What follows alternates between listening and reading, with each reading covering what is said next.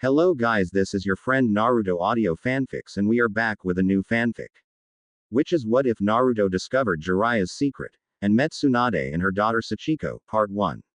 And if you enjoy this fanfic then please press the like button and subscribe to my channel for more fanfic like this. And now let's start the fanfic. He had seen her walking up to them from the corner of his eye. It was hard not to notice her. A youthful beauty with long silky hair the color of freshly fallen snow and a banging body that could even rival Tsunade in her youth. She was tall, standing closer to 6 foot than she was 5. Oh yes, he had his mind's eye on her for quite some time. Still, there was that barb in her voice, like a knife barely hidden under a thin sheet ready to strike at a moment's notice. That was fair. He was used to having random women he didn't remember ever meeting being angry at him. Hell, a fair few sought to use his lecherous ways as a way to blackmail him. But he would have remembered a beauty such as this. To whom do I owe the pleasure? Are you a fan perhaps, or? Her face changed from slightly unhappy to one filled with rage. It was all the warning he had before. Crack, he was sent to his knees as her foot made contact with his balls. Stay the away from me and my mom. But, why? He stuck his hand out, trying to keep his eyes on her even as tears began to stain his eyes. This wasn't the first time a woman had tried to physically assault him. Hell, he was used to Tsunade doing it, but there were a fair few times when his charms didn't exactly work and he had to think on his feet. But this was the first time in a long time a girl had gotten a hit on him he didn't let them get. Only highly skilled ninja could pull that off. Whoa, you sure pissed her off, Naruto, his oh-so-helpful and brilliant apprentice, said, placing a hand on his back. To be fair, there wasn't much the brat could do to ease his pain. He didn't even know how to console someone that just got hit in the nuts. It just wasn't cool. Do you know who that girl was? Not a clue. Jiraiya stood, as best he could, trying to fight through the pain. A few quick breaths and he was mostly okay. But apparently I know her mom. That's what you get for being a pervert. Hey, maybe she's your daughter. Helpful as always. Worst apprentice he'd ever taken. Most fun too. It was nice to work with an idiot instead of genius for once. Somehow more rewarding. Shame he never fulfilled his duty as a godfather. But this was a step in the right direction. With a grunt, Jiraiya pressed forward. There's no way she's my daughter. I'm careful boy, even when I'm drunk. Never got a girl pregnant. There was a reason for that, but the brat didn't need to know that. And I never will. I am a bachelor for life, Naruto, and if you were smart you'd follow my example. Though he'd settle down with Tsunade any day of the week. Whatever you say, pervy sage, whatever you say. Damn brat. Naruto was as easy to love as he was to hate. She did look like you though, same hair color. And she was tall. Everybody is tall to you, pipsqueak. Naruto growled and tried to stand taller with his shoulders back. It lasted about 5 steps before his poor posture returned. Well, what if she's Tsunade's daughter? She sure knew you quick enough. Maybe she was a warning not to find her or something. Nah, the only man that Tsunade would ever have a kid with was dead long before that brat was a speck in her father's eye.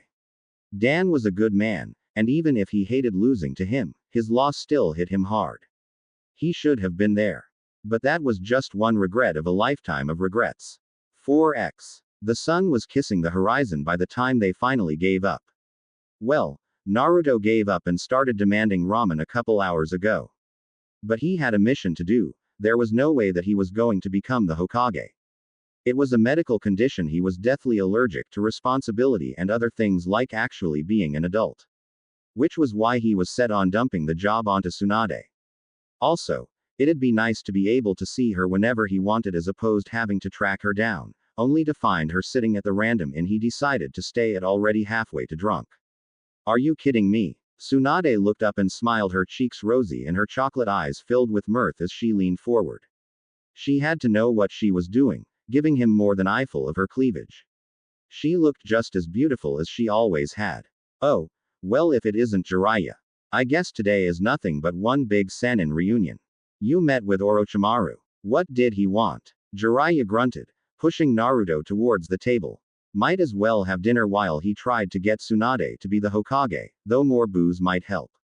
It wasn't until he saw her companions that he was given pause. Shizune he had known about, but what the hell was that girl doing here? And why was she glaring at him? Orochimaru didn't want anything, just happened to bump into each other. Tsunade swirled her sake dish before taking another sleep, leveling a pinky at him. But what about? I thought I told you to stay away from my mother. The white-haired beauty growled, sinking down into her seat just enough to slap her leg down on the empty seat, preventing them from sitting. Sachiko, be nice, it's not every day you get to see your father, let's hear him out. Tsunade slurred before she gave a hiccup and moved Sachiko's leg. Come on and sit down, Jiraiya. We have a lot to talk about. Most of the time he pretended to be stupid. His sharp wit was a tool he relied on in battle, coupled with an endless bag of tricks to pry open weaknesses in his foes. It was this advantage that had allowed him to turn many a defeat into victory. But this was one time when his brain wasn't quite able to process. Okay. So calm down and analyze the situation. He was a spymaster, a lord of whispers, a champion of ciphers, king of codes. He had the skills needed to crack this code. But what code was there?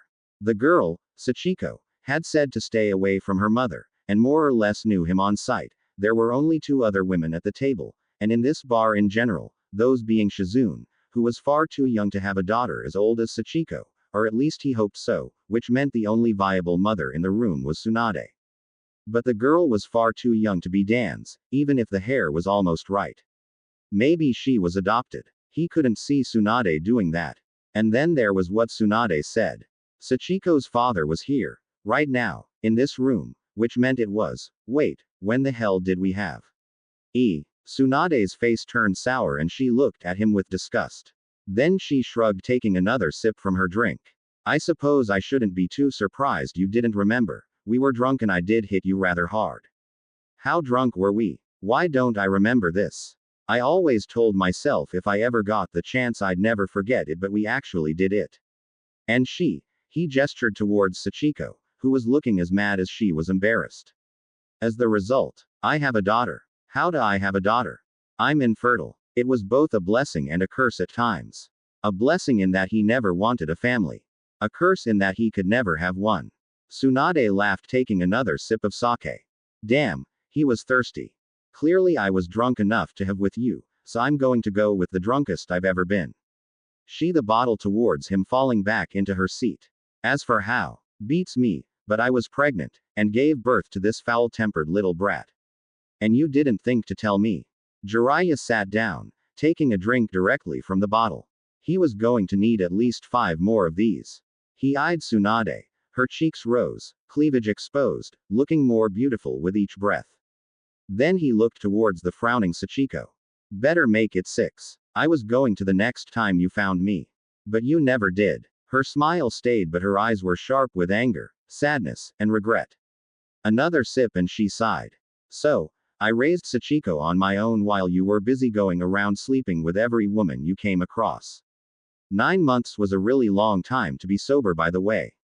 Never doing that again. And is that why she kicked me in the nuts the first time I saw her? Sachiko. Shizune gasped. The bacon in her arms oinked at the sudden movement. That thing had breakfast written all over it. His apparent daughter of, sheesh, she had to at least be 16, right? That was the last time he had seen Tsunade, shrugged, smiling with nothing but pride. We're better off without him. Not like he ever came looking for us. The alcohol in his mouth burned and the sweetness turned bitter enough that he had to force the drink down where it sat like a rock in his stomach. Years of reading people told him that she hated him. His own daughter that he didn't even know existed hated him. What did Tsunade tell her? The truth. Her truth. Listen, I'm sorry. Save it. She crossed her arms, looking away from him and towards Naruto, who was happily munching on a meal. Looks like you already moved on anyway. Wouldn't want to ruin your new family. Just like I don't want you to ruin my family. Ouch. This brat's not my kid. He ruffled Naruto's hair. He was walking a razor's edge with all parties now. His relationship with Naruto wasn't the most fragile, but it still wasn't strong. The kid needed to know that he'd be there for him. Just another thing on the list of things he had to make up for. He's my apprentice, strong to boot. He looks like an idiot. Sachiko glared at him. Naruto glared back. Her face went red and she turned her fury somewhere else. Neat trick. Apparently to avoid her bite was to bark back at her louder. Hey, just because I'm not smart, doesn't mean I'm not strong. I would have won the Chunin exams if it wasn't for Orochimaru. Oh sure, whatever you say, shorty. Sachiko's tongue was sharp, but lacked the edge it had beforehand. She kept looking away from Naruto. Odd. Jiraiya sighed, shoving the bottle back to Tsunade, who was more than happy to drink his share of it. There weren't many things that could make him stop drinking. Finding out that he had a daughter, one that was 16 years old and hated him to boot, was at the top of that list. What the hell could he say? The closest thing he experienced to this was what he wrote a war hero returning him to his waiting wife to find out that he now had a 5-year-old son. And that manuscript had been scrapped. Look, for what it's worth, I'm sorry. I didn't. No. Sachiko sneered, her sharp gaze focused squarely on him. He returned her look, only for her to bear down on him all the harder. You. Hey, Tsunade slurred, pouring herself another cup of sake. Despite her drunken state, she still had a steady hand. What's with all the bad blood? Sure, Jiraiya is a pervert, a dumbass, a horrible father, and, where was I going with this? Sachiko leaned forward, looking her mother in the eyes. His daughter really did have a beautiful smile, just like her mother's. I think you were getting to his redeemable qualities. I was. Tsunade blinked, a knowing smile pulling on her lips, and she raised her eyebrows twice at him. But he doesn't have any of those. Look, is there some way that I can make this right? Jiraiya asked, placing both elbows on the table.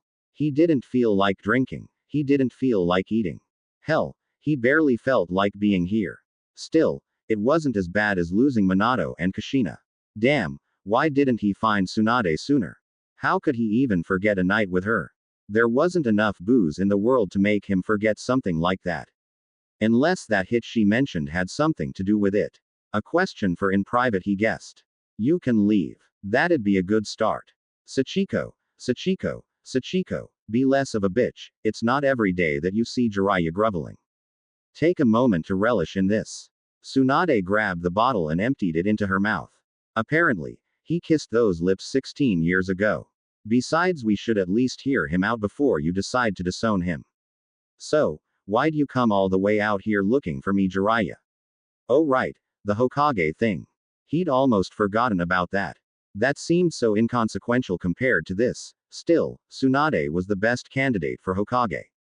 Besides, if she had the job, then he'd be able to find her and Sachiko whenever he wanted. Still had to train the brat too. Bah, he didn't sign up for this.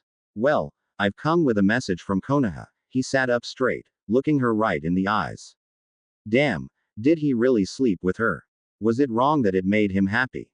They want you to become the next Hokage. Naruto choked on his food. Sachiko let out a sharp laugh, while Shizune and Tsunade looked on in silence. So, I take it the third really is dead. And it was because of Orochimaru? Tsunade asked. The jolly buzz she had around her was gone in a heartbeat. Though her cheeks were still flushed from a bit too much to drink. That's what that fool gets. He was smart to have retired, but an idiot for taking the job back after the fourth died. Only fools with a death wish would become Hokage. You take that back. Naruto slammed his hands onto the table, spilling a glass and making a mess. He attempted to make a lunge for Tsunade, but Jiraiya stopped him with a single hand. The Hokage are great. You should consider yourself lucky. Not that an old hag like you deserves it. Ooh, you think you can take me? Tsunade laughed. I like your balls, kid. All right, let's see what you got. I'll tell you what. I'll only use one finger. Oh please, better make it your pinky toe. I don't want to cover up a murder tonight. Sachiko gave Naruto a smile that would likely haunt the poor boy for years to come. Don't throw your hip out, old lady. Naruto shot back without missing a beat. Shit. Well, so much for his new apprentice. Yep, that pretty much went exactly how he thought it was going to go. The brat really showed how great he was at assessing threats and knowing when to run away and live to fight another day. It was a lesson that the boy really needed to learn. Tenacious little idiot would probably go at Orochimaru with nothing but a kunai with all his limbs cut off, and Tsunade was the best person to give him that lesson. Also, it would shut the brat up about her being the Hokage. Well, at least a little bit. Tsunade turned to him, as Shizune ran over to tend Naruto's wounds. What the hell are you thinking teaching him that technique? It's nowhere near as strong as it should be. His apparent daughter, leaned against the wall of the bar, having a great time watching his apprentice get his kicked. Tsunade was doing a great job of raising her, it seemed. Clearly, a father wasn't needed at all. Hey, I'm still learning. Just watch. By tomorrow I'll have that technique mastered. Naruto shouted from his hole in the ground Tsunade had made for him. Brat didn't know when to shut the up, did he? Naruto. He tried to get the boy to listen, but Tsunade beat him to it with a sharp bark of a laugh that had brought up painful memories of rejection. You're kidding, right? She grabbed the necklace that hung around her neck. Let's make a bet. I bet that you won't be able to complete the Rasengan in a week. If you lose, I get all the money in your wallet. And if you win, I'll give you this necklace. It's worth enough that if you sold it, you could buy 3 mountains to put your ugly face on. Mom. Sachiko looked rather annoyed by that. Don't give him that. Tsunade just laughed. Ha. Looks like you got your first cheerleader, Naruto. Sachiko thinks you're going to win. I will win. I'll have this jutsu down in no time. Just watch me. Yay. Sure. I look forward to spending all your money on booze and gambling. Tsunade swirled on her feet, laughing like this was her first time getting drunk. Despite the fact that she was 50 years old. Jiraiya groaned. Great, that meant spending a week here while Naruto trained, and Tsunade waited for Orochimaru. There was no way there wasn't a deal between them. It was possible that Sensei injured him and he was coming to Tsunade for healing. But it was what Orochimaru offered that confused him. Then there was Sachiko. He looked towards his daughter. His daughter. Words he never thought that he would say or think. She caught him looking and sneered at him. Shizune, could you take the kids to the hotel? I'd like to have a chat with Tsunade and get some drinks. He still didn't feel like drinking, but it would get Tsunade to stay. That and keeping her drunk would probably help get some honest answers out of her. Off. Why do I have to listen to you? Sachiko barked, her face still stuck in that vicious snarl she had earlier. Jiraiya let out a breath, grinding his teeth with each passing moment. He deserved a lot of the hate some women gave him, but this was just cruel. Hell, the only person that should be mad at him is Tsunade for knocking her up in the first place. But even then, she could have stopped the pregnancy if she wanted to. Or told him. Sachiko, that is enough. Shizune's voice cracked like a whip. She stood Naruto up and marched over to the white-haired girl that had 2 inches on her and grabbed her by the wrist. He's not telling you to go to the hotel, but I am. Now let's go. But sis. No buts. A chuckle escaped him. Shizune always was the responsible one. Nice to see she had a bit of backbone now, though she was bound to grow up in 16 years. Still, was she the one to raise Sachiko while Tsunade drunk her way around the problems? The fact that it seemed likely did not sit well with him. So, let's head inside and have those drinks. He placed a hand on Tsunade's back, pushing her back towards the bar. Perhaps would join her if for no other reason than to make his headache go away. Tsunade stumbled on the first step, laughing a bit as she righted herself. She was already drunk enough to stumble, and he was going to make her drunker just so he could talk to her. Yep, that didn't chafe against his morals in the slightest. Fine, but I'm not going to get that drunk. Despite her words, the moment they sat down, Tsunade was already sprinting towards getting as drunk as she possibly could by slamming down the unfinished bottle they had at their table. She gave a sharp squeal of delight, acting like a teenager drinking for the first time rather than the pro drinker she was. It was sadder than anything else. So, what you wanna talk about? A lot. He wanted to talk about a lot of things. But he had to do things in order. Get the painful short stuff out of the way. Then spend the night playing catch up and finding out what the hell she was thinking. So, I know that Orochimaru must have offered you a deal. I don't know what it is, but it's not what you think. He'll twist it and you'll only regret it more. If she heard him, she didn't respond. Instead, she focused on the small sake dish in her hands, as though waiting for a drink to magically appear. He had drinks with Tsunade before. She could hold her liquor better than this. She was just acting like a child. As for the Hokage thing, I admit I'm being a little selfish with it. They offered it to me first. Jiraiya poured her a drink. She smiled and slammed it back with ease. Then he poured one himself, and he stared at the cup for a long while. Nope. Still didn't feel like drinking. You'd be a shit Hokage anyways, probably make mini skirts part of the kunoichi uniform. She gave a shrill laugh, taking another sip of her drink. Or make something like a topless Tuesday, or have all the hot springs be co-ed.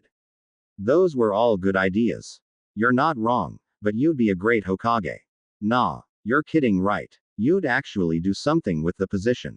After Minato died, Sensei just kept the village going, waiting for the next Hokage to come along.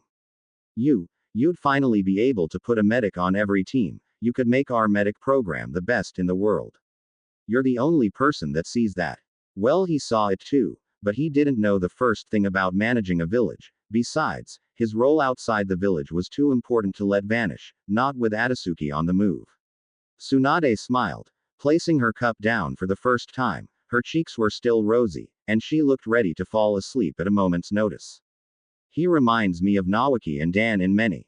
That brat of yours, I mean. Same look in his eyes they had when they rambled on about the Hokage. Brat's a handful, that's for sure. He has his father's looks, but he reminds me a lot of Kushina. She reached for the bottle, not bothering to pour it into a cup as she took a shallow sip before offering it to him. He is their kid, right? Like I'm not just drunk and seeing connections with everything, am I? Nah, he is. Sensei decided to keep it a secret, mostly to try and keep him safe. A lesson he learned when Kushina's status got out, half certain that Minato got so strong purely to keep her safe. Not that it's done a lot of good, he's already being targeted. That's why I need to make sure he's ready. He took a drink, downing the bottle in one go. So much for not drinking. After a belch, he opened another one. I'd like to keep it that way, at least until he's strong enough.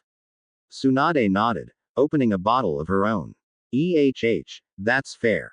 An idiot like that goes around shouting that he's the son of the fourth Hokage. He won't be long for this world. People were already beginning to draw the lines between Naruto and Minato through his own connection to the kid. He'd like to say that was the reason why he put off his duties as the boy's guardian. Still provided him with funds, and paid the brat's rent, but that wasn't the same as being there. No, he was gone doing the same thing he'd been doing for the past decade and a half. Orochimaru. He took another drink. This time it washed away some of the bitterness and bile that crawled up from his stomach whenever he thought about Orochimaru. It was probably time to stop chasing after him and keep what he had safe. So, he began, unsure of both the journey and the destination. He had to be careful. This could easily turn into Tsunade never talking to him, and that meant mandatory miniskirts. Tsunade took another drink and hiccuped. So much for tact. She backed away, leaning into her seat, her face scrunched up like he had just farted. Her. He gestured outside. Sachiko. Your daughter. My daughter. Our daughter. My 16-year-old daughter that I didn't even know had a chance of existing. Why the hell didn't you tell me about her? Sure, I travel a lot, but you know I checked in with village often enough. You knew how to get a hold of me, but you never did. And now I have a daughter that hates my guts.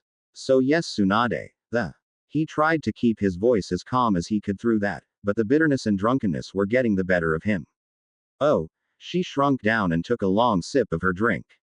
He could almost see tears beginning to pool in her eyes, but those were probably just because she was tired. And drunk. I was going to tell you the next time I saw you. Figured you'd show up sooner rather than later.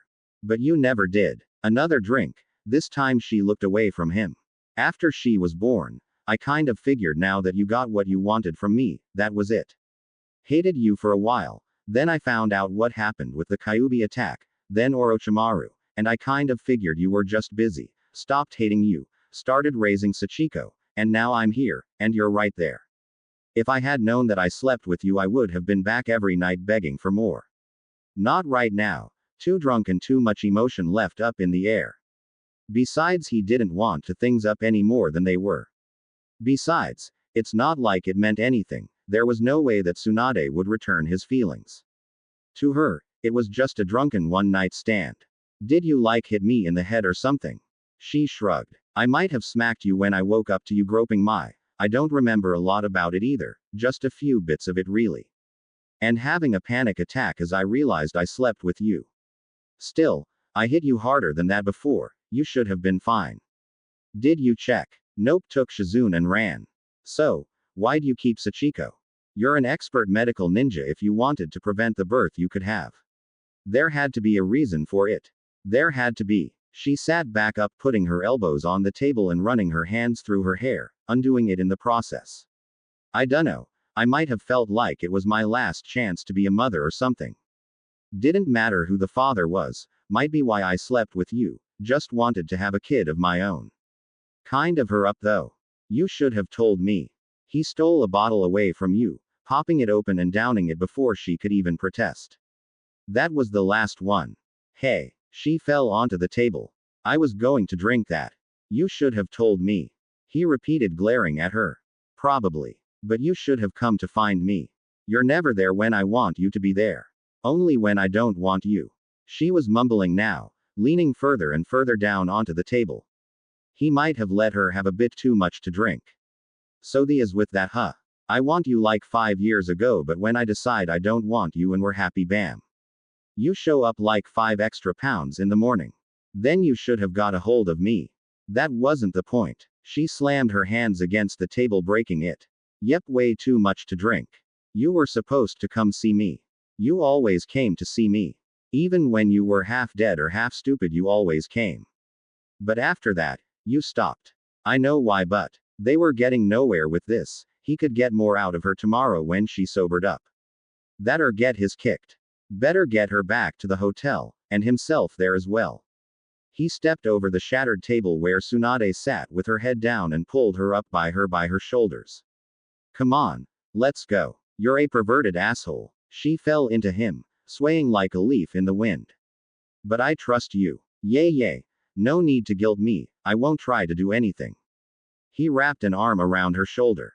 Mostly to keep her and himself standing straight and on the right path, and a bit because it was a chance to touch Tsunade with little chance of her hitting him. No passing out, how you have to steer us. She pointed towards the door and let out a belch. Very helpful. As they meandered their way through the streets, the cold night air choking them at every turn. It was well past dark and there was no way that they weren't going to suffer for this tomorrow.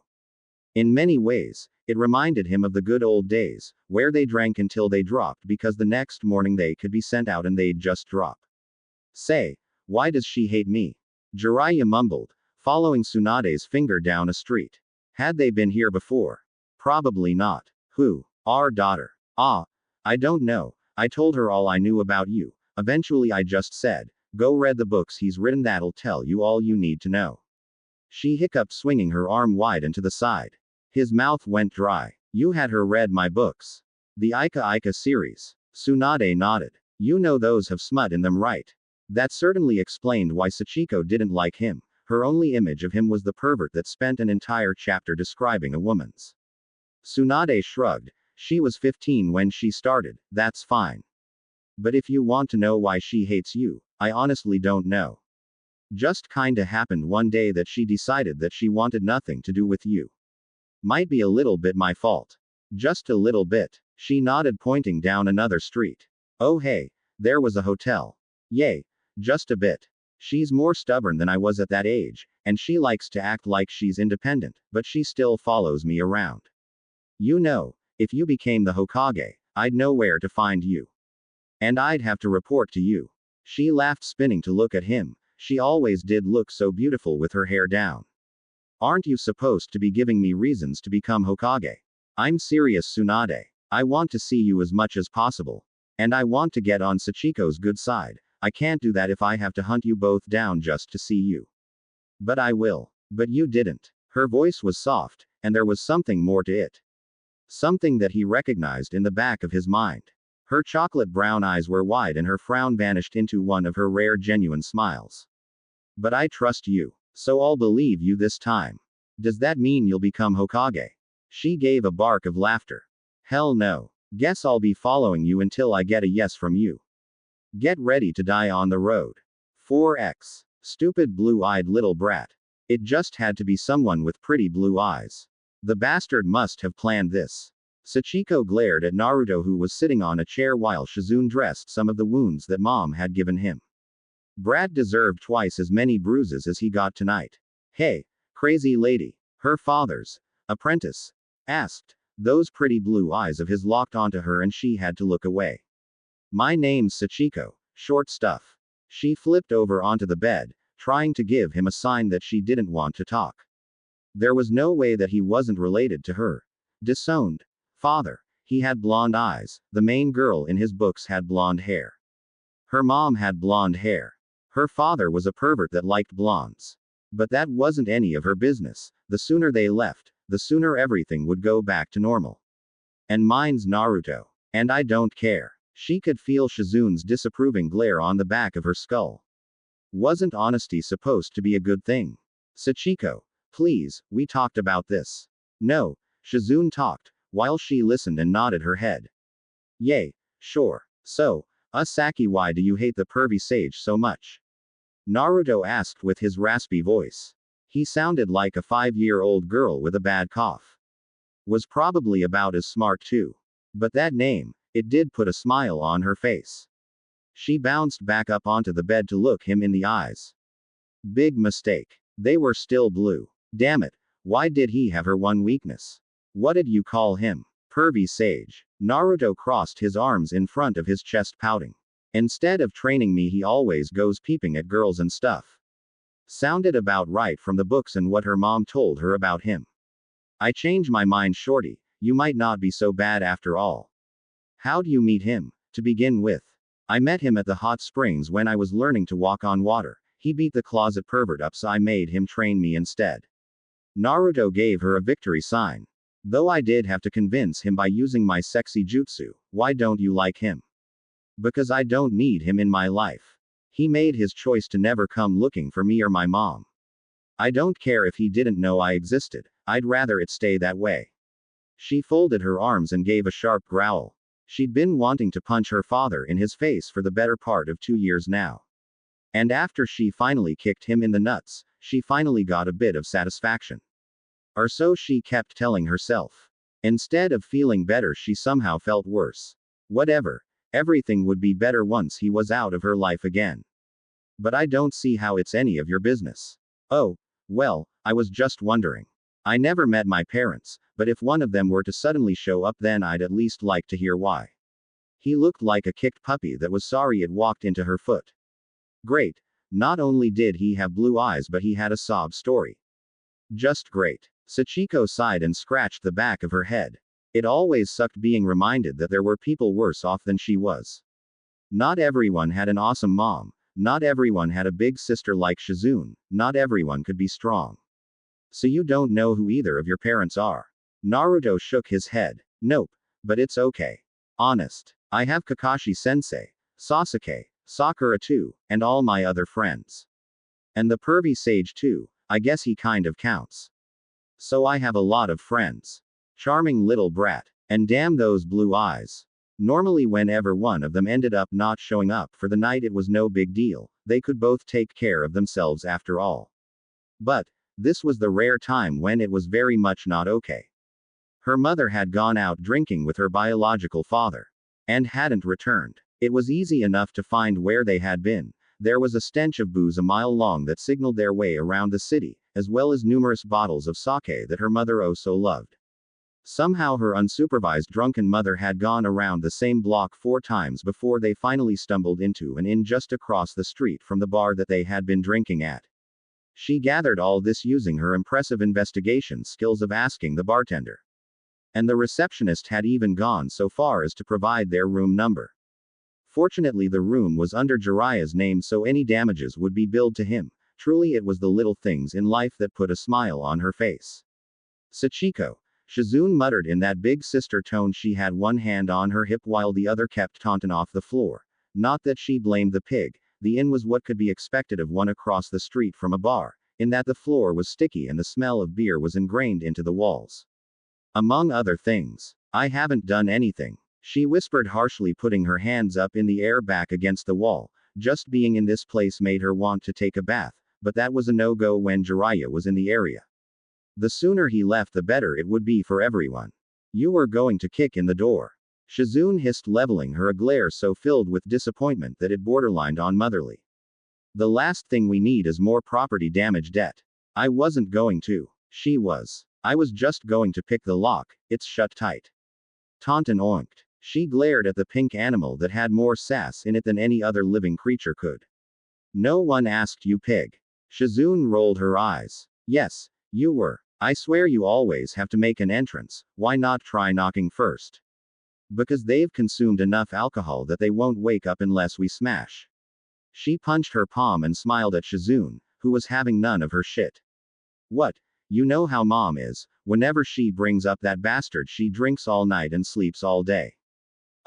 Guys. The blonde-haired twerp that was probably one of a dozen half-brothers she had wandering the countryside said from behind them. I know. Shizune spat, then her face softened with a breath. I know. But that doesn't mean we can just destroy other people's property, even if it's under Jiraiya's name. Do you remember what happened in Saito City? Guys. The twerp said again, slightly louder. She heard him, but that wasn't important to anything. He seemed to be about as bright as a box of wet matches. It was just a small crater. So, you can't solve all your problems by smashing things. Or you'll end up like Lady Tsunade and drink away everything you can't smash away. Shizune stood shoulders straight, somehow looking down on her despite their height difference. Or worse. Why does everything come back to me? I don't even like beer. Guys. What? They bother turned to look at Naruto, who was standing in front of the door. He pushed it open with the flick of his wrist, looking at both of them like they were children's fighting over nothing. It's not locked. Oh. Sachiko blinked for just a moment before she shrugged past Naruto and into the room. You should have said so sooner. Now where are those? She frozen, fingers grasping at something that wasn't there. Sprawled out like a starfish across the bed was her fully clothed bastard of a father. His hand still gripped a bottle of booze around the neck. But what was worse was that her mother was cuddled up next to him, smiling like she wasn't just laying there next to the man that broke her heart. At least they were fully clothed. What the hell, Mom? She screamed, slamming her foot on the ground and backhanding the wall hard enough to make the tacky painting fall off its hook. Jiraiya demonstrated his world-renowned ninja skill by snoring, looking up, then falling back down in the same position before he let out a low groan. I didn't do anything, I swear. His defense was weak as he didn't bother to move all too much. If I did, do you really think I'd still be dressed? Sachiko. Her mother propped herself up on Jiraiya's chest, her elbow digging into the man's chest.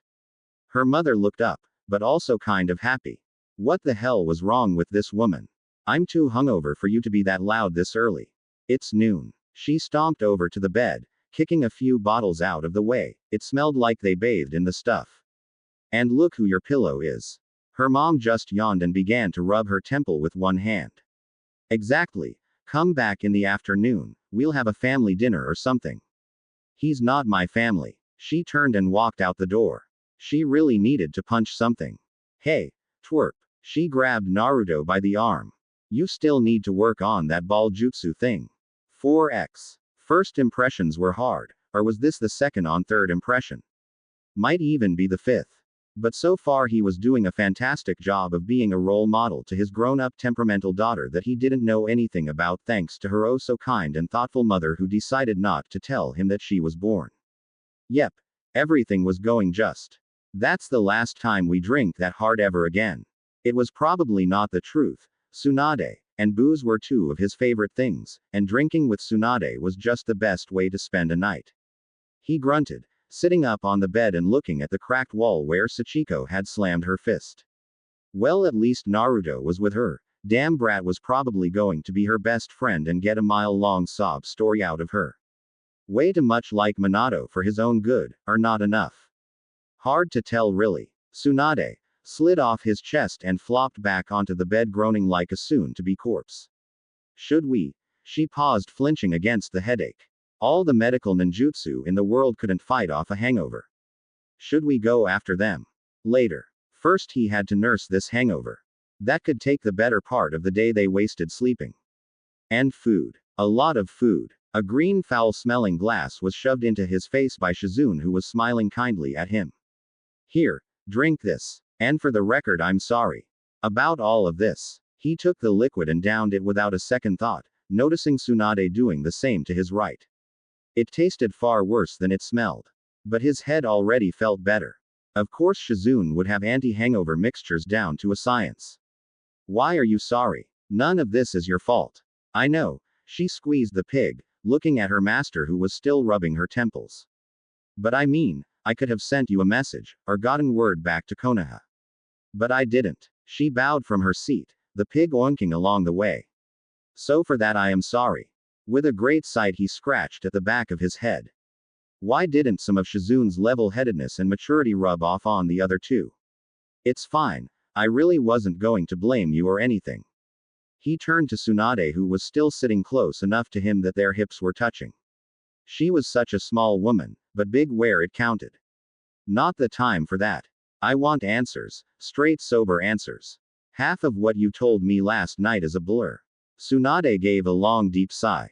Can I shower first or something? The only way I'm agreeing to that is if we go to a joint hot spring. He snorted into a smile. Got you drunk enough to cuddle with and you're still dressed. Tsunade flopped back down onto the bed like a deflated balloon, though her did bounce just as much as they used to. Maybe some other time, but ask away. He needed to start at the beginning. He needed to take it step by step and try to this whole situation. Why did you sleep with me? I was drunk. Her voice sounded very unamused. The real reason, Tsunade, there's only so far getting both of us drunk will take me and you, and that road does not have on its address list. It's another thing for me to get drunk enough to forget about it too. You were recovering, Shizune muttered. She sat up when he looked to her. It was the anniversary of my uncle's death. Lady Tsunade was taking it much harder than normal. Shizune, Tsunade warned. Please go on. Jiraiya begged despite the woman. What exactly happened? She started drinking. Much earlier than normal. I was still young but I don't remember a lot. But you showed up eventually. She was drunk and kept swearing at you, calling you a bastard among other things. I said I wished that you had died instead of Dan. Tsunade sat up, placing her small hand onto his forearm. She didn't look him in the eyes. But he could see the tears pooling around her eyes. Even as he felt a spark of rage fester in his heart. You said that if it would put a smile on my face you'd trade your life for his in a heartbeat.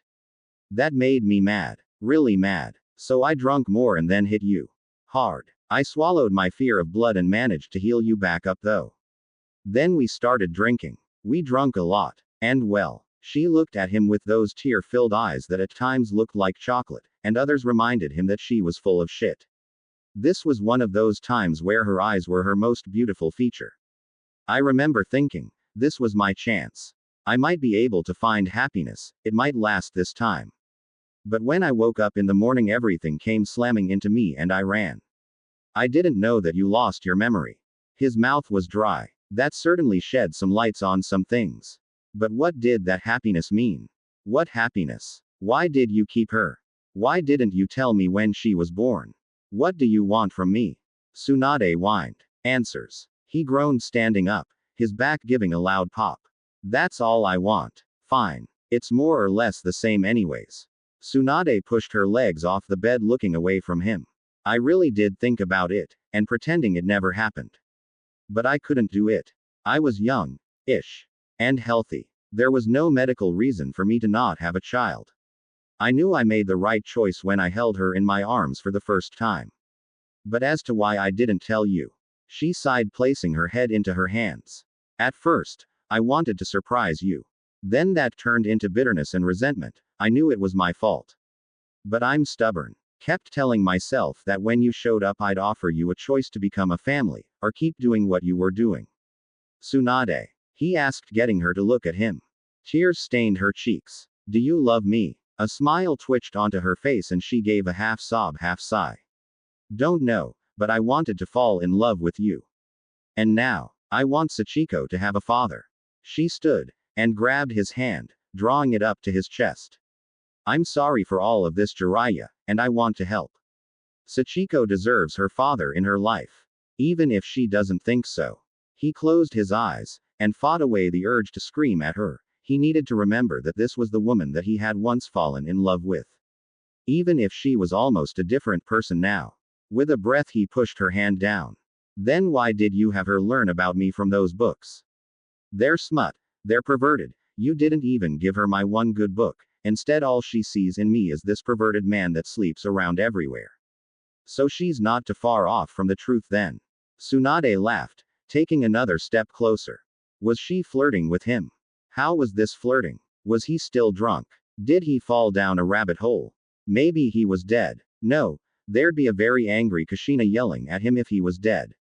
But really, I like those books. Even the ninja one. Wait. What? You do? He remembered her admitting as much last night, but that was probably just the whole being drunk off his thing speaking. You know that all those girls are you, right? And that I'm the main character. Of course. She smiled and pushed away from him, sitting back down onto the bed. Though I probably should have told Sachiko that. I thought it was obvious. She does read them a lot. I think she inherited your dirty mind. That's great and all, but the first thing I need to do is get to know my daughter. It still felt weird to say that. Her liking my books and hating me for being a pervert isn't exactly helping things. He paced back and forth. I still have to get you to become Hokage too. She snorted. Train the brat, he groaned, looking at Shizune, then back to Tsunade. And find out what Orochimaru wants from you. She bit her lip for a second and then sighed. I owe you that much. He probably doesn't know about Sachiko either, otherwise his deal might have been different. He wants me to heal his arms. In exchange he'd bring back Dan and Nawaki. You weren't actually going to do that, right? You know that jutsu of his requires a live sacrifice to work. I was just thinking about them was all. Nothing but what ifs, and the daydreams of an old woman. She leaned back, smiling. Besides, I couldn't do that to Sachiko. Shizune chimed in at long last. I know it might be hard, but thank you for trying with Sachiko, Lord Jiraiya. She's more stubborn than Lady Tsunade is at times, but she'll come around eventually, you just have to keep trying.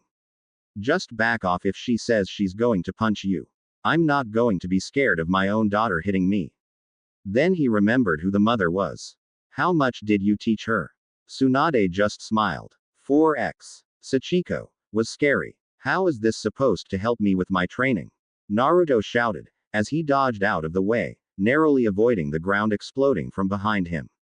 He had a Rasengan balloon in his hand trying to work at the jutsu.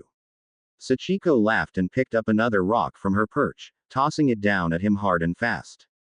He had to jump just in time to avoid an explosion of dust that could probably kill him if it hit.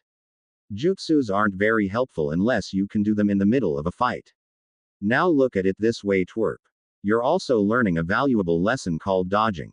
You're crazy. I can't. He had to jump. Even do it normally yet. How's this helping? Well, it's helping me. I said I was sorry. Now let me see your arm. She didn't give him much of a choice. Grabbing hold of his arm, and pulling him towards her. Was it good for the wound? Probably not. Was it good for her stress? Not as much as she would have liked, but enough to get rid of the extra guilt from hurting him. Ow. Naruto whined, squirming like a monkey in her grip. Let go of me. The hell he was. She gave him a second elbow. Just hold still, damn it. I'm not as good as my mom, but I can fix this, just give me a second. And stop wiggling so much, you'll make it worse. That got him to stop. Fine. Do your thing, it's not like it even hurts. Liar. She pulled off his jacket a bit too rough, making Naruto squirm in pain. Don't lie about shit hurting when you're not in a fight. It's not tough, or manly, or whatever the hell else you think it might be. It can make shit worse by not saying it's hurting. It wasn't as bad as she thought, just a nasty purple bruise on his arm, probably a bit of bone damage, but this idiot was a bonehead, so he probably got hurt waking up in the morning like pain was his breakfast. Seriously, what was with boys and thinking getting hurt was fun and cool? So annoying. It'd be easy to heal. She wouldn't even need to get Shizune or her mom to fix him up. Which meant that she'd be in less trouble. Like you with the pervy sage. She looked at him. Stupid, shiny, deep, blue eyes stared back at him, his face firm, no longer showing pain and discomfort. She turned back to her work, snorting and glaring down at the wound. You know, you really should hate him too. Why's that? Sure, he's annoying when sometimes, but he's still teaching me. Think about it, will you? You don't know who your parents are. She felt slimy just saying that. Some old pervert randomly bumps into you and starts teaching you for no reason. He said it was because I remind him of his old student, the fourth Hokage. Naruto beamed, all smiles and cheer as she continued to heal his arm. It was going faster than normal. Maybe she did have a bit of her mother's healing talents after all. I think that means he thinks I can be the next Hokage or something. Doubtful, But she wasn't going to crush the dreams of someone that was probably her little brother. She pushed his arm away, the bruise and bone damage healed to the best of her abilities. He wouldn't even feel anything tomorrow and she wouldn't get in trouble from Shizune for hurting him. Didn't the fourth Hokage have blonde hair and blue eyes? That might have been the only reason why she knew which one he was. Yeah, why? Naruto asked, taking a step away from her, rubbing his arm still. Oh, hey, it doesn't hurt anymore. Really, twerp. Do I have to spell it out for you? She stood, examining the more or less destroyed clearing around them. Better not let Shizune see this. The last thing she needed was another disappointed sigh. She was at her weekly limit. That pervert likes blonde-haired women. Every girl in those books of hair has blonde hair. My mom has blonde hair. And you have blonde hair too. So, she groaned. So, what I'm trying to say is that Jiraiya being so nice to you, some random kid he happened to bump into on the street, is because he's probably your dad. Wouldn't even surprise me if the fourth Hokage was your brother or something. Especially since you two look a lot alike. Liar. Naruto shouted. She looked at him and saw that he was crying. Great. Now she felt like shit. You're lying. He said that he's careful, that he never got anybody pregnant. Then how am I here? Her voice was lower than she thought, barely a whisper. A creeping cold found its way around her, digging its tendrils down into the core of her being. Only the heat of anger kept it away. She spun on her heel, looking at the blubbering blonde-haired boy. Then how am I here, huh? He never got anyone pregnant. He's my dad. So tell me how I'm here then. I don't know. But the only girl he talks about is Tsunade. So maybe he actually loves her. Naruto wiped the tears from his eyes, glaring at her. Just because you're miserable doesn't mean you have to try and make everybody else miserable by lying about stuff. Before she could say another word, he was off and running away from her. Great. She made him cry and run away from him. Alone. Again. Just like always. It's not like it mattered if he hated her. Once this stupid week was up and that bet was over with, they'd be on their way and things would go back to normal, and they'd just keep traveling along with their home on the road. It didn't matter if she enjoyed hanging out with the twerp, but that was just par for the course. Great. Now she needed more stress relief. Any more collateral damage and she'd have Shizune breathing down her neck. Or worse. Her mother too. The anger left her and she felt that cold creep in around her, surrounding her and choking the strength out of her with each passing second. Damn it. She pressed her head into the bark of the tree, warmed by the summer afternoon sun, branches swaying in the breeze. It wasn't fair. It wasn't fair. No matter where she was, or who she was with, she eventually made everybody her enemy. This was all his fault. It had to be. The roots of the tree made for a poor seat, and her knees an even worse pillow. A pang of hunger reminded her how much time she had spent training the twerp. Ramen didn't sound too bad right now. Her stomach roiled and the ground began to spin, whatever strength she had eroding with the wind. You know, oh great, he was here. The shadows moved and she saw the vague shape of his ugly mug standing next to her tree, the field of their destruction.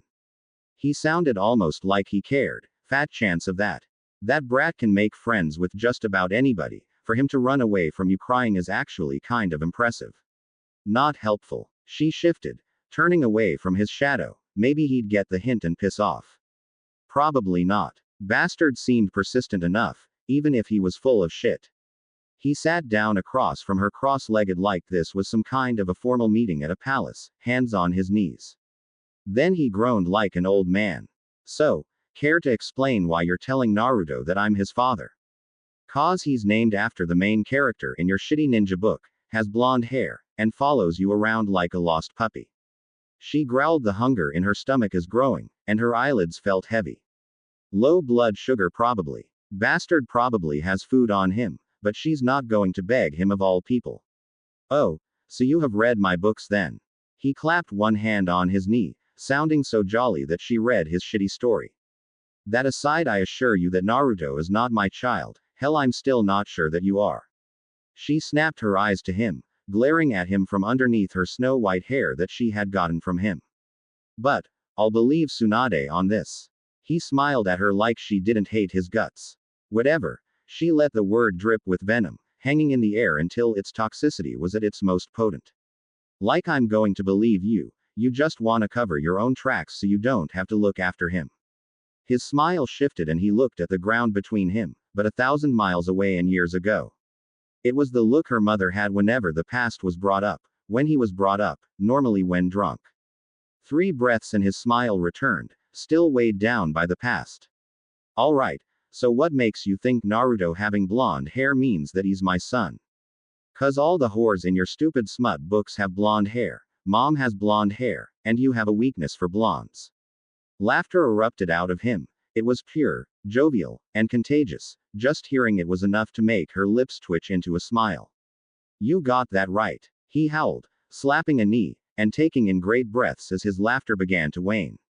But my real weakness is giant honkers. Most people would keep that to themselves. Then again, this was the man that basically wrote. Shame wasn't something he felt about stuff like that. And your mother, his smile turned into a sharp snarl. Most of the time anyway. Given how she decided to act like an immature brat and not tell me about you is something I'm not too fond of at the moment. With the shake of his head and a moment to straighten out his back, he smiled back at her. But do you know why all those girls in those books are busty blonde women? Because you're a pervert. Jiraiya sat straight, shoulders back, looking like nothing was wrong in the world. His pride was sickening. No, that's why I wrote those books. All those women are blonde because they're your mother. What? Almost every adventure in those books is based on me trying to win your mother's heart. Sure, the ending was different most of the time, but believe me when I say there's only one woman I've ever loved. His voice didn't falter, and he kept that same smile on his face that her mother wore when she was digging up happy memories of the past. She could practically smell the regret coming from him. If I had known about you, I would have tried to be a part of your life. If you loved her so much, then why did you wait 16 years to come find her? She snapped. The anger was back, pushing against the cold and the hunger in her stomach. Jiraiya groaned, scratching the back of his head, his smile vanishing for the first time, replaced by a frown that went down to his bones. A lot of stuff happened and I needed to deal with it. Was it more important than the woman you loved? She should not have said that. The warmth in Jiraiya's eyes vanished and his frown turned into a scowl like he had just drunken bad liquor. Are you going to judge everything I say without knowing the reason? I had just lost one of my students that was like family to me, and no, he wasn't my son. Then my teammate decided to betray the Leaf, and I had to try and figure out who and what was plotting against us. So yay, at the time your mother wasn't that important. And we're still, she started. But you would have changed that. He finished. I would have made time for family. Would I have always been there? No, but I would try to be. So, now that I know you exist, I'd like to try being your father and making up for missing 16 years. His smile was back, and he extended his hand out towards her. What do you say? This must be pretty important to you, huh? She glared at the hand for a moment. This bastard wanted into her life. Like hell, she was going to let that happen. They didn't need him. They didn't need anybody. But he did have something. More than you know. Fine, she snorted, keeping her hands close and away from him. You can be my dad, but you have to give me half of what you make from your books every month. It'd help with her mom's debts, and set them up in some fancy hotels. His smile didn't fade, but his hand went back, reaching for one of his pouches. So, what you're saying is that I can buy your love? That if I pay you, you'll be my daughter? Something was different in his voice. He wasn't pretending anymore. This was who he really was, some sleazeball that made up for his lack of charm with cash. Pathetic. He brought out a checkbook and flipped through the pages. Yay, sure, if that's what you want to call it. Her knees fell and she sat up against the tree, feeling the bark against her back. Money always made things better. Wanna shake on it? I see. He closed the book with a snap and stood, ignoring her extended hand. The scowl on his face said it all. He was pissed. There was not another word as he left her alone in that clearing. She would have preferred if he just yelled at her, calling her a selfish bitch. Then she could have fought back, could have shouted back. Instead of dealing with the silence of his disappointment. Whatever. Now that she worked her magic and pissed both of them off, they'd be gone all the quicker. That's what she wanted, right? Then why did it hurt so much? Maybe I really am a bitch. Where's Sachiko? Shizune asked when he returned to them. Did something happen? He allowed his silence to say what words could not. The walk back to them had done little to stem his frustration. Every step brought more arguments he wanted to shove down that girl's throat to try and make her understand, and filled him with resentment for the woman that put him into this situation. At this point, throwing his hands up in the air and becoming the Hokage would be less trouble. But it wasn't what was right for anybody. I'm sorry, Jiraiya. I should have been the one to talk to her. Tsunade stood from her chair that sat in the shade looking out over a yard, taking a few quick steps over to him, her hand stretching out towards him before it retreated close to her chest. She was just as lost and as frustrated as he was, even if most of this was her fault, to begin with. Her hair still damp from a shower smelled like lavender. Breathe. He needed to breathe. Anger would not solve anything, it would only make things worse. Sachiko was just a hurt teenage girl that was frustrated. He looked towards Naruto, who was still glaring at a water balloon in his hand, even if she did have a point about something. Releasing his anger and frustration with a clap, he put on a smile. Hey, enough about this. What idea we go out and have dinner? My treat. That got Naruto's attention. Can we get ramen? If they serve it at the restaurant. He gave a long healthy laugh. Taking responsibility, huh? But you should try to eat something else, you'll probably like it. His apprentice did not seem amused by this. Should I go get Sachiko? Shizune stood, brushing off her robes. I'm sure we could convince her to join us. Begging did not sit well with him. No, leave a note. If she wants to come, she will. I won't turn her away. But you won't chase after her either? Tsunade asked, her hand touching his shoulder softly. It was a welcome gesture, one that he found himself diving into and allowing his smile to grow all the more. Tsunade's feelings were still hidden behind a veil of fog, but he could see their shape now. And as always, he liked the way she looked. Not for tonight, it would only end up pissing him off more. Besides, I'll have plenty of time once you become Hokage. Tsunade laughed. Ha, that's a good one. Now let's go. Unlike becoming the Hokage, I actually am hungry. Needless to say, they went to the restaurant that served the best booze. It wasn't a classy joint, but it was far above the ramen stand that Naruto tried to jump into.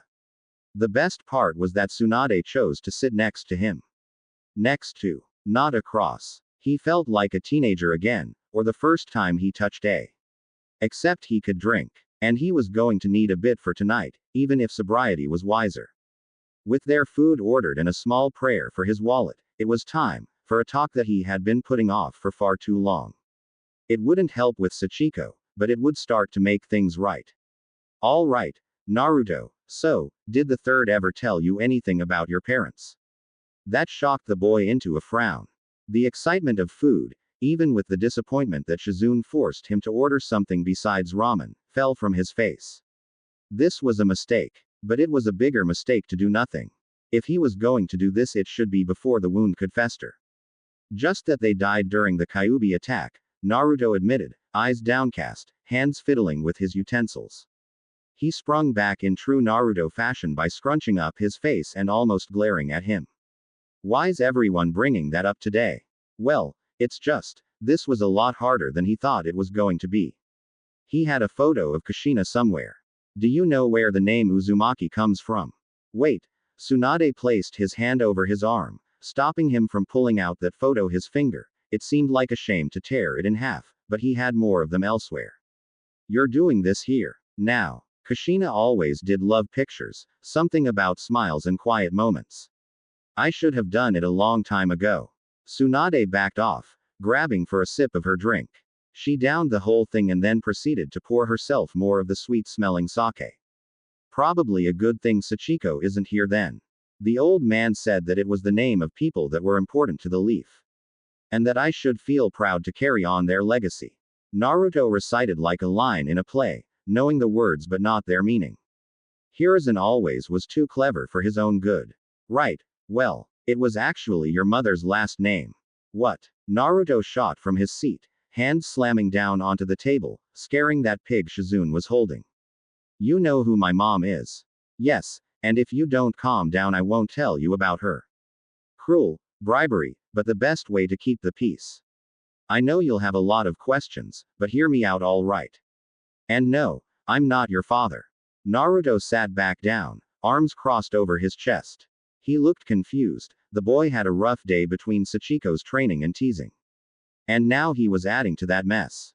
Or maybe he was finally clearing something off. Fine. Just tell me about her already. He pulled out the photo. Thanks to his chakra, there was a seamless tear, leaving only Kushina smiling in the photo. He pushed the photo towards Naruto, who grabbed it like it was a Christmas present. Is your mother? Her name was Kushina Uzumaki. Wow. Naruto looked at the photo with wide eyes. She's so pretty. Why isn't my hair like hers? Is she really my mom? What happened to her? Was she a strong ninja? What was she like? She looks strong. And nice. The smile faded, and Naruto's hand traced the torn edge. And did she want me? What happened to Calm? He snorted, mostly because of how absurd that notion was, and to try and put Naruto at ease. It worked, and Naruto sunk down into his seat, elbows on the table as he looked at that photo. Probably made the kid's whole year showing him that. Should probably let him soak that in before he comes clean. And believe me, Kushina wanted you more than anything. I've never seen any woman more happy about having a kid. She wanted nothing more than to raise you right. But then, that night happened. The Kyuubi attack? Naruto asked, hand moving down towards his stomach. Jiraiya nodded. Best not to tell him that she was the previous container. He could blame himself for her death then. You're more like her than you think. She was loud, obnoxious, stubborn as all hell, and tended to get herself in more trouble than any other ninja in the village, but always managed to get out of it with a smile. The smile was back, and there were some tears budding in the corner of Naruto's eyes. His as well. Damn, thought he had gotten past this. He hadn't even talked about Minato yet. Cool. Naruto mumbled, his eyes still glued to the photo. But how do you know about her? And why do you have a photo of her with you? Tsunade grabbed his arm, giving him a soft squeeze, so that's what support felt like. Kushina was good friends with of my students. Really good friends, the kind of friends he wanted to be with Tsunade. I think she saw me as her perverted drunk uncle. She'd constantly harass me about the 3 ninja vices. And just be a general menace to my research. Konoha was more or less off limits once she and Minato became an item. So far this had gone better than he thought. He let out a long breath, pressing his palms against the table. Ripping it off like a band-aid would probably be a bad idea. Now, for what I say next, I want you to remain calm. And let me explain myself. I mean it. No questions until I finish, okay? Okay. Is it about my dad? Naruto looked up from that photo for the first time, if only for just a moment. No. He paused, taking a breath. Kushina had gone over well. But Minato was risky. The kid might go blabbing and put a nice little bounty on his head before he's strong enough to protect himself. It happened before with Nawaki, all of the second's children, and one of Sensei's. That was the last thing they needed, especially with Atsuki after him already.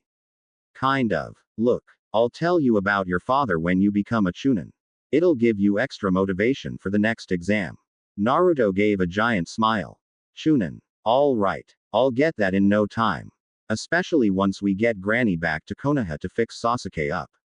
Right. Now listen carefully, all right. Naruto nodded and he took a deep breath. Praying that his food would show up and delay this just a little bit. Nope. Probably was still a few minutes out. Maybe a Sachiko staring at them awkwardly through the window. Nope. Orochimaru plotting something. A zombie Kushina here to kick his. Nope. Why did nothing interrupt him when he actually wanted to be interrupted? Around the time of your birth, I was on my way back from Iowa, having just set up an armistice. It's basically an agreement to stop fighting for a while, and when I found out the Kyuubi attack happened, I rushed back. I put aside a bit of money for you and made sure you'd have a place to stay. But I couldn't stay in the village. I still had to keep an eye on Kumo, and look for other threats. So far so good. Then, he let the words sit in his mouth, tasting bile. You know Orochimaru, right? Just saying that name felt like it should crack glass, that was how vile it had become. But, there had to be some hope. Yay. He was the freak that put that seal on Sasuke, right? Naruto asked, placing the photo of Kushina down for just a moment. Probably didn't want to pervert his mother's image with the thought of Orochimaru. Smart. And he was your teammate, right? Right. When we were young, we used to be a lot like you and Sasuke. I considered him my friend, my brother. Hands balled into fists. But Tsunade's hand falling over his kept him grounded. But, then he betrayed the village, and I've been hunting him ever since. You've told me this before. Well, except all that stuff about giving me money and a place to stay, Naruto said, his face scrunched up in confusion. But why'd you do that? Or not tell me before? Before I went on my mission, Kushina asked me something important. This was it. The biggest band-aid he could ever rip off. So far Naruto was staying calm. He did not need two emotional teenagers hated him right now. But Sachiko was right, he was just running away from responsibility. She basically asked that if anything happened to her or your father to watch over you. He pressed his head against the table. I'm sorry for not being there for you. Oh, that was all he heard from Naruto, no backlash. No shouting. No tears. That was good. Probably. He took a breath, and looked up, to see Naruto just looking at him. So she wanted you to raise me or something. Her exact words were Godfather, but he never had a chance to sign that paper.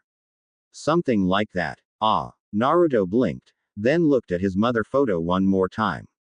My dad isn't Orochimaru, is it? Tsunade fell over in her chair laughing. What? No. Where'd you get that idea? The absurdity of that idea was just too much. It sent a chill down his spine imaging Orochimaru being intimate with any living creature, let alone Kushina. Though if he tried with Kushina he'd probably be less alive. Or sealed in a jar at the bottom of the ocean. Well, you were keeping my dad a secret and you talked about him a lot, Naruto shrugged. Oh hey, our food's here.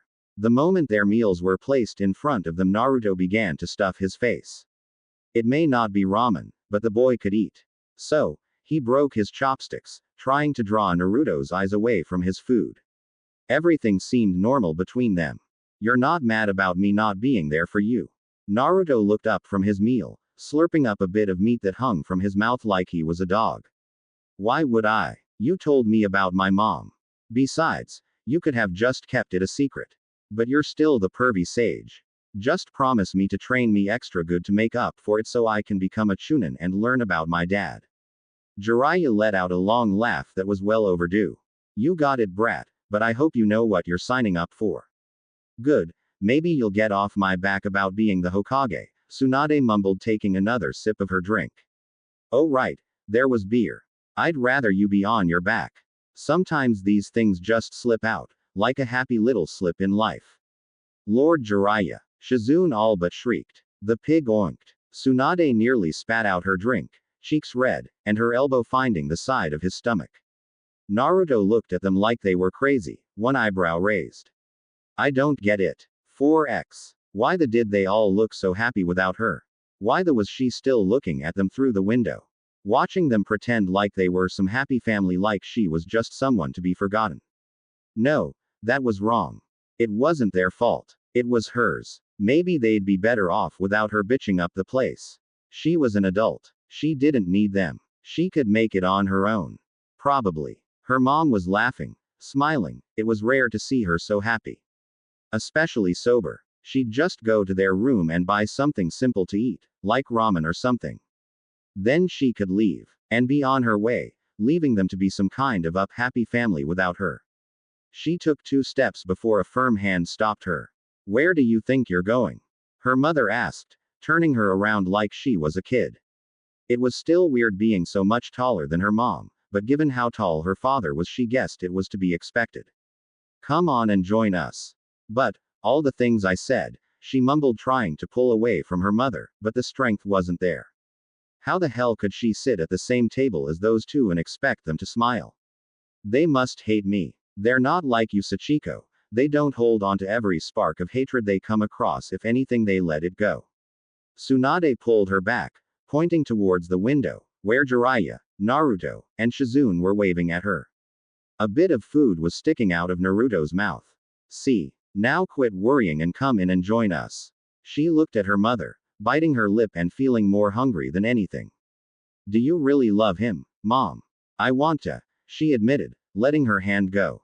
Honestly, this whole thing is my fault. If I had gone out to find Jiraiya sooner, you might not hate him. But I think that if you got to know him, the real him, then you might actually start to like him. So, please, Sachiko. Her mother took both of her hands, looking at her with a small pleading smile. Come on and join us, nothing's going to change if you don't try. But things are changing right now and I'm not trying to. If anything, I'm trying to make them stop changing. That's not what I meant, now come on. You don't have to say you're sorry, just join us. A breath, and a growl from her stomach, and she found herself sitting next to Naruto at a table brimming with food across from Jiraiya. The atmosphere hadn't changed at all, they were all still laughing and having fun. It was enveloping her like a joking cloud of happiness. Oi! Waiter! Jiraiya called, a bit of beef still in his mouth. I got another guest, add her to my tab. So he was willing to bribe his mother with food. But, damn it, no. That wasn't what was happening. Hey, you want some of mine while you wait? Naruto asked, scooting his plate towards her. Stupid blue eyes looking at her and melting her defenses down like an ice cube in summer. I can hear your stomach growling. Shut up, she screeched. Then slammed her mouth shut. Crap, she shouted at him already. Wait, why were they all laughing? Don't be embarrassed, Saki, her mother said, polishing off her drink, as Jiraiya poured her another one. Oh good, they were going to get drunk again. You're a growing girl after all, it's normal to be hungry. She wasn't growing anymore, hopefully. Great. Her face felt hot, and she couldn't help but smile. Why are you all being so nice to me? I'm used to dealing with assholes, Naruto beamed at her. Jiraiya shrugged, taking a sip for his own drink, arm resting along the bench, dangerously close to her mother's shoulder. It only made things worse than that her mother seemed more than willing to try and scoot closer to Jiraiya. You're still my daughter. Damn it. Why the hell were they so good at guilt-tripping her? Fine. I'm sorry for being such a horrendous bitch to you both. Language, young lady. Shizune warned from the other side of Naruto. The light fluffy smell drifted into her room with enough force her from dead asleep to wide awake, skipping the 20-odd other states that took about an hour on her own time. Her legs took directions from her stomach before her brain could even register that her body was awake. Something smelled wonderful, and she needed some of that. The ground was cold on her feet, and she already missed the warmth of the blankets. She almost went back, but that smell pushed her forward. She shuffled forward, yawning as she found her way to the door and closer to that wonderful smell. Early morning light assailed her when she pressed into the room, and the sweet sizzling sound of bacon drifted into her ears, carrying with it a whistling tune. Last night was no blur to her, but it almost didn't feel real, despite the near crystalline clarity she could recall it with. They had eaten as a family, went to this inn as a family, and had spent much of the night laughing and talking. It was good. But, it was still a surprise to see Jiraiya of all people cooking, smiling, and whistling. The inn that they had decided to stay at was one of those fancy ones where they all but had a full house to themselves, complete with a kitchen and even access to a garden shared by 4 other such houses. It was for the rich, and somehow Jiraiya had gotten them in for practically free. Something about having the inn mentioned in his next novel. You're up early. Her voice was rough and led into a yawn that left her tongue sticking to the roof of her mouth. Sleep still clung to her, beckoning her back to that bed before the warmth vanished. But her growing hunger drove her to sit on the stool at the bar that separated the kitchen from the rest of the house. I'm normally up early when I haven't drunk. He paused, offering her a small shrug while his hands continued to work the bacon and pancakes like it was second nature to him. Well, when I haven't drunk that much at any rate. Now I have a couple questions for you. Was he really going to hold breakfast hostage from her? Guess she deserved after yesterday, but way to be spiteful.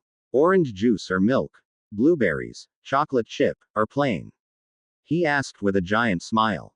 And bacon or sausage? Wait, bad question, how much bacon? He turned back to the stove top. I didn't actually make sausage. Oh, orange juice, chocolate chip, and enough bacon to give my mom a heart attack. She smiled at the thought, sleep now the furthest place from her mind as every item she requested. A glass of orange juice nearly overflowing, a perfectly made chocolate chip pancake, and a small plate with a mountain of bacon on it, appeared in front of her looking like it was right out of an ad. And the smell was mouthwatering. First, she quenched her thirst, taking in a large mouthful of the pulp-filled drink. And then turned on the bacon. It was perfect, just the right amount of crunch, to go with the salty taste. Where had then been all her life? They say the way to a man's heart is through his stomach. She looked up to see Jiraiya's great big head smiling at her proudly as he rested on the countertop. He grabbed a piece of her bacon and bit into it with a juicy crunch. I say that works for both. He spun away, taking another bite with a flourish to return to the cooking. Does mom know you can cook?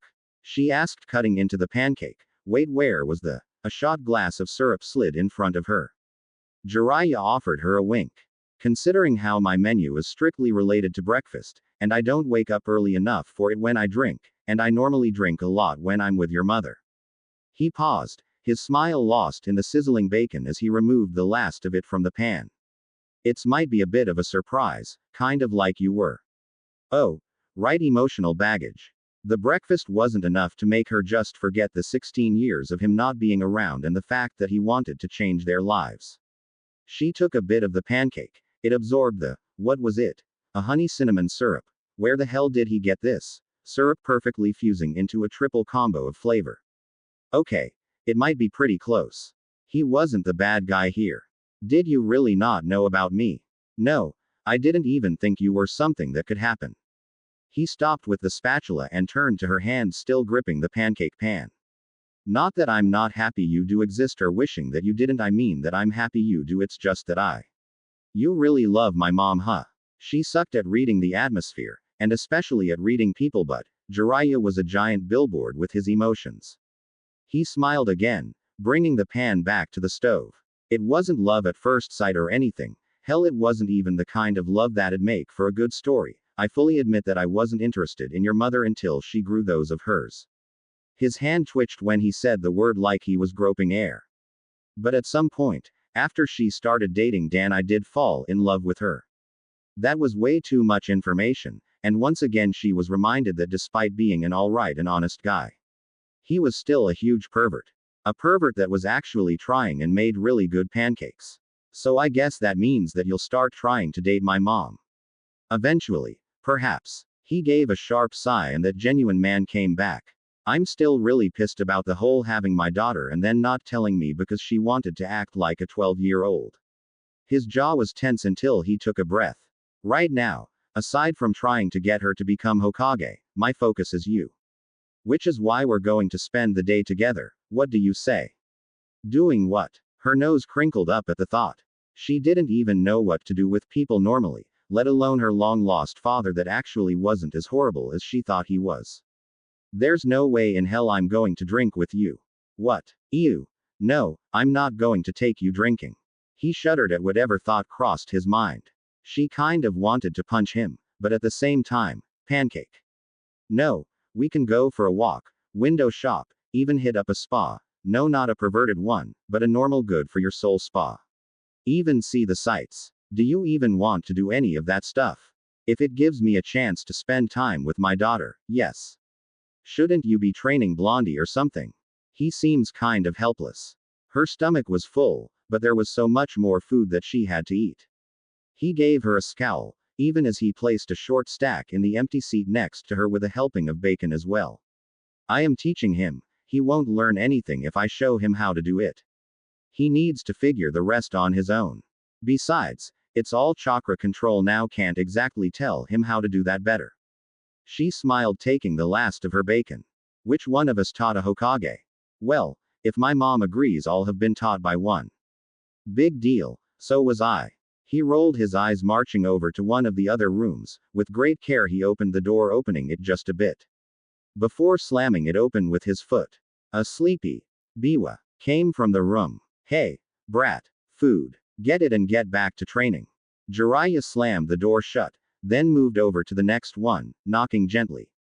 He peered in after a moment. I made breakfast, Shizune. Would you like some? I'd leave Taunton in here though.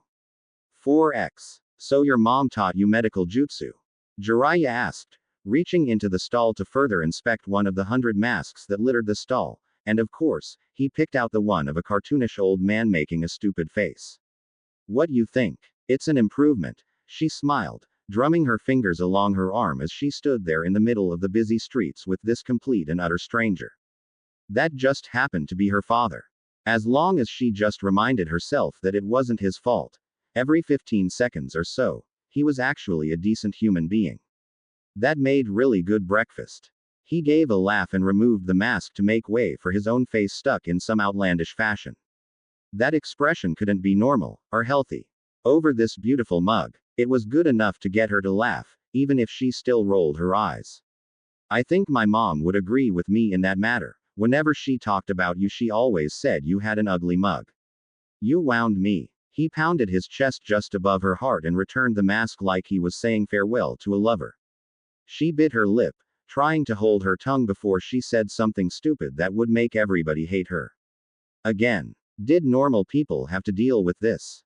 Rubbing her arm, she frowned, looking up at the few clouds that littered the sky behind the castle the town was known for. She had no idea what it was called. Yay, she taught me a bit of medical jutsu, Shizune too, but I'm nowhere near their level.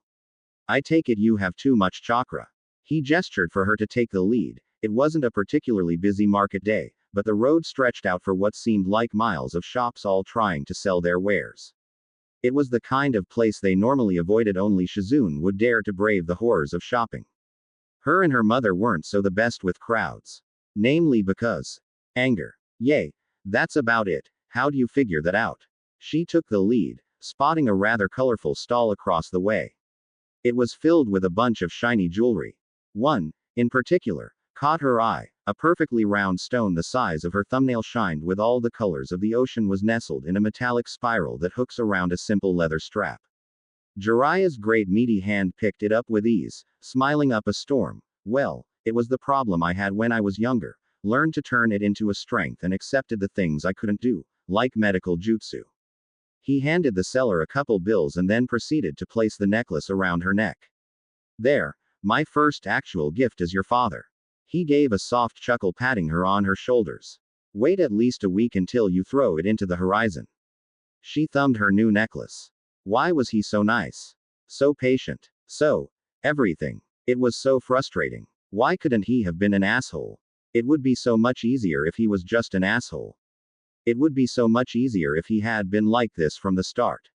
Why are you so nice to me? He pulled her arm, darting between a gap in the stalls and into some hidden garden nestled between the buildings. He wiped away a tear. When did she start crying? He placed her down onto some kind of a bench. You okay? Yes. She fought a losing battle against her tears. No. I don't know. Her hands fell against the stone bench. I don't even know why I'm crying. Okay. It's just some stupid necklace. She laughed into a sob. So why the hell am I so happy about it? She looked at him. He had to have the answer. He just had to, because she sure as hell didn't know. It was just a stupid necklace. Jiraiya sat down next to her, scratching the back of his head and letting out a breath, before a grin that was all teeth cracked open his face. I don't know. So not helpful. He reached a hand around her shoulder and pulled her into a hug. Her bastard of a father was hugging her. But it makes me happy that you're happy. Asshole. She muttered, pressing her face into the red fabric of his vest. It was rough and smelled like beer, but that was just par for the course when it came to her parents. Why can't you just be some jackass that's easy to hate? Sorry. His hand ran small circles around her back. The motion of his chest as he took deep breaths was steady and even. I didn't have a family of my own growing up. I wanted to be there for them if I ever had one, and I wasn't there for you, but I want to be there now. She wanted to scream, to run, to punch, to kick, to destroy. Instead, all the fight drained from her. I'm sorry. It's okay. No, it's not. She pushed him away. She was shaking. Stop saying it's okay. The first thing I did when I saw you was to kick you. Then I tried to use you for money, plus probably about another 20 horrible things I've managed to do without even knowing about it. Jiraiya laughed again. This time it wasn't the sad kind of chuckle but a full-on belly laugh. Is that's what got you so worked up, girl? You want to see the scars your mother has given me in my life.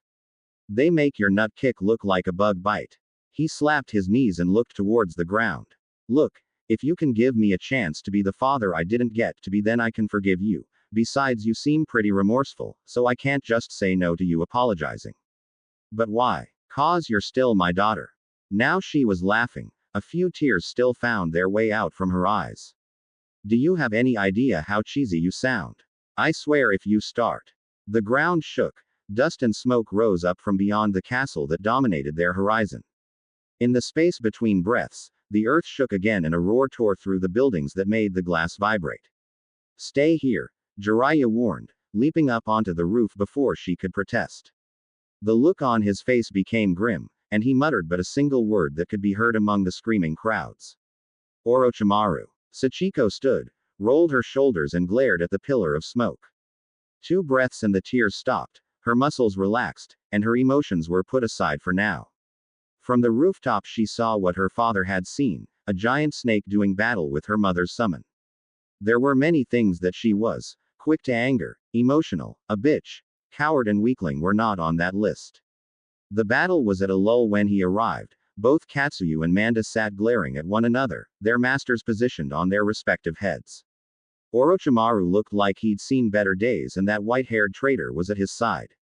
It took every bit of his strength to avoid rushing over there and beating the snot out of both of them, but priorities were towards Naruto and Tsunade. Besides, it was good to strategize to avoid friendly fire like a fist to the skull. The sight that greeted him on the colossal slug made his heart drop. Blood, a lot of blood. The Tsunade he knew would be shaking right now, barely able to function, but the Tsunade he saw bore the blood on her arms like it wasn't even there. Naruto was under her care. The last remnants of a brutal wound was being sewn shut by Tsunade's jutsu. Around his neck sat Tsunade's necklace. You're late, she spat, her eyes focused on Naruto's wound, the moment he landed next to her. A moment later her smile broke through. Why is it that every student you have becomes a heroic moron with a death wish? You're not afraid of the blood. It felt like his mind had been lagging ever since he found her a few days ago. Not only was she healing someone covered in blood, but she was smiling too. This just felt really weird. Did she hit him and this was some dream? No, Orochimaru wouldn't be in his dreams, not in a million years. She laughed. Giving birth is a quick way to get over that. Besides, Sachiko rarely went a day without getting some new cut or bruise. Oh, so she used to be a tomboy, typical, she really was her mother's daughter. So what's the plan? You keep him off me while I heal your idiot. Then I'll heal my idiot and then we kick his teeth in. Her voice was smooth like she was talking over dinner plans. Where's Sachiko? I told her to stay back, didn't want her to get involved with this. Besides, she was an emotional wreck right now, and this was Orochimaru. He turned to glare at his former teammate. He looked paler and more distraught than usual. Looks like Sensei's jutsu was having some lasting effects. Would explain why he was so desperate to get Tsunade's healing. Tsunade snorted. Yay, she's not going to listen to that. He had all of 1 second to process that and become aware that there was a screaming white-haired woman, diving right for the giant snake and its master. Was that girl mad? What the hell is she doing? A shockwave from a punch delivered to Manda's jaw gave him pause. The great snake was sent reeling, his long body snapping through the air like a bullwhip, and Orochimaru along with it. Just how strong was his daughter? That punch was at least as powerful as the most powerful blow Tsunade had ever dealt. Still, even at her best Tsunade couldn't beat Orochimaru. Hell, he could barely beat Orochimaru. You'll only get in her way, Tsunade warned, still focusing on patching up the last of Naruto's wound. He felt the earth shake beneath his feet even all the way up on Katsuyu.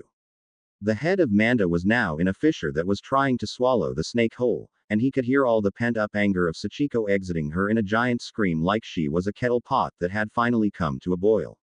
She can't fight Orochimaru on her own, I'm not going to let her die. He went to move but felt his blood freeze as he looked down on at the fight below him. Manda had vanished, and Orochimaru's sword was through his daughter's stomach. Damn it. The bastard hurt his daughter. I'm going. Don't. Tsunade's hand was firm against his shoulder. Did she want her to die? Or worse, what if Orochimaru placed a cursed seal on Sachiko? Why the hell was this woman just one big long string of bad decisions, and why the hell was he not running to his daughter's aid? You always brought out the best in me. Even when I hated you for it. Tsunade smiled like they had time to have a moment. Their daughter was being murdered. And why weren't his legs moving? Damn it, Tsunade did something, didn't she? In many ways, Sachiko is a result of that, and I think she's the best of you two. Tsunade took her hand off his shoulder and he felt his legs move, his balance shaken for just a moment. Sachiko, you can go all out. All out. All out. Punching the mile-long snake into the ground and making an earthquake wasn't all out. Why the air you so confident in her? She's 16. This explains so much about Sachiko. She had a terrible drunk of a mother that would let her fight against. Why was the ground shaking again? No, it wasn't just him. Sachiko had her hands on the ground, Orochimaru's sword still sticking out of her, but it looked to hinder her little more than a sliver. Wood style. What? Great tree of the black swamp.